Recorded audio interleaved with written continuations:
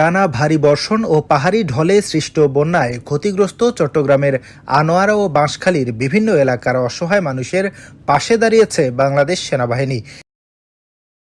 এরই অংশ হিসেবে দুর্গত পরিবারের মাঝে শুকনো খাবার, বিশুদ্ধ পানি সহ প্রয়োজনীয় ত্রাণ সামগ্রী বিতরণ করা হয়েছে।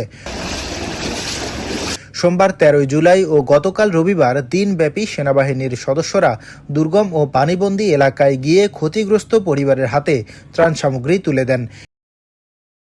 এ সময় শিশু, নারী ও বয়স্কদের প্রয়োজনকে অগ্রাধিকার দিয়ে খাদ্য সামগ্রী বিতরণ করা হয়। পাশাপাশি বন্যা কবলিত মানুষের খোঁজ খবর নেয়া এবং প্রয়োজনীয় সহায়তার আশ্বাস দেন সেনাবাহিনীর সদস্যরা। ত্রাণ পেয়ে উপকারভোগীরা বলেন, কয়েকদিন ধরে পানিবন্দী অবস্থায় তারা চরম কষ্টে দিন কাটাচ্ছিলেন। সেনাবাহিনীর এই সহায়তা তাদের জন্য অনেক স্বস্তি এনে দিয়েছে। সেনাবাহিনীর দায়িত্বপ্রাপ্ত কর্মকর্তা বলেন, প্রাকৃতিক দুর্যোগে ক্ষতিগ্রস্ত মানুষের পাশে থাকা বাংলাদেশ সেনাবাহিনীর দায়িত্বের অংশ। যতদিন প্রয়োজন হবে ততদিন স্থানীয় প্রশাসনের সঙ্গে সমন্বয় করে উদ্ধার ও ত্রাণ কার্যক্রম অব্যাহত থাকবে।